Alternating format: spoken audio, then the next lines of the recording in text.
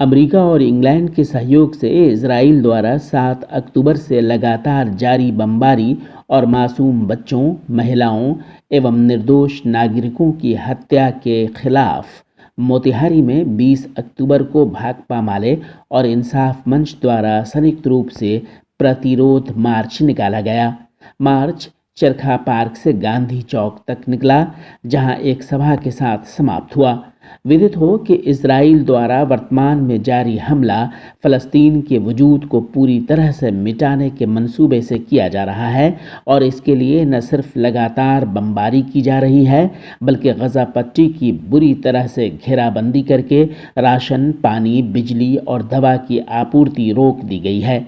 भूख, प्यास और बीमारी से भी लोगों को मारा जा रहा है, जो घोर मानवता विरोधी अपराध है। यहाँ युद्ध के सारे नियम तोड़ दिए गए हैं और बिन्यामिन नेतन्याहू कत्लेआम मचाए हुए हैं। अमेरिकी राष्ट्रपति और इंग्लैंड के प्रधानमंत्री इजराइल का समर्थन कर मानवता विरोधी अपराध में अपने को शामिल कर चुके हैं। हमें इस बात पर डटे रहना होगा और फलस्तीन के मासूम बच्चों, महिलाओं एवं निर्दोष नागरिकों की रक्षा और उसकी संप्रभुता एवं आज़ादी को पुनः बहाल करने के लिए आवाज़ बुलंद करनी होगी। गजा पट्टी में हर एक मानव जिंदगी के लिए ज़रूरी संसाधन, दवा, राशन, बिजली और पानी की आपूर्ति जल्द शुरू की जानी चाहिए।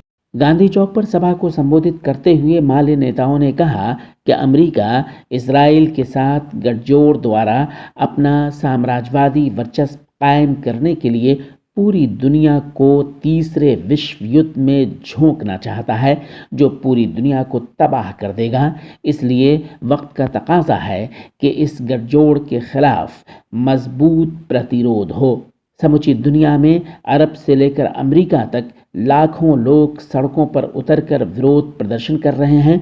लोग शांति, न्याय और आज़ादी के नारे बुलंद कर रहे हैं।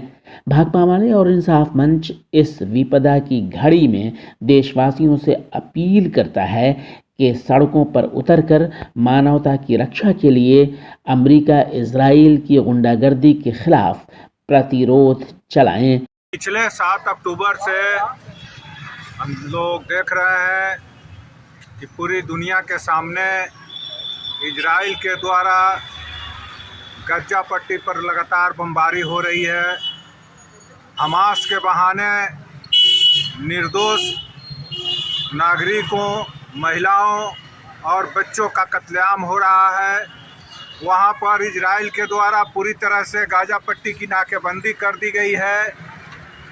भोजन, पानी, बिजली, दवा, जो मूलभूत मानवीय आवश्यकता है जीने के लिए, सारे सप्लाई को बंद कर दिया गया है। ऊपर से बम बरस रहे हैं और नीचे भोजन, पानी, बिजली, दवा सप्लाई बंद करके इस तरह से पूरी तरह से गाजा पट्टी के लोगों का संहार किया जा रहा है। अभी तक प्राप्त रिपोर्ट के अनुसार 10 लाख से ज़्यादा बच्चे, महिलाएं और निर्दोष नागरिक मारे गए हैं और इजराइल पूरी तरह से मानवता के खिलाफ अपराध पर उतरा हुआ है। नेतन्याहू जो इजराइल के राष्ट्रपति हैं, अमेरिकी राष्ट्रपति बाइडेन और इंग्लैंड के प्रधानमंत्री सुनक के साथ मिलकर के वो पूरे खाड़ी पर कब्जा करना चाहते हैं, पूरा अपना साम्राज्यवादी विस्तार करना चाह रहे हैं।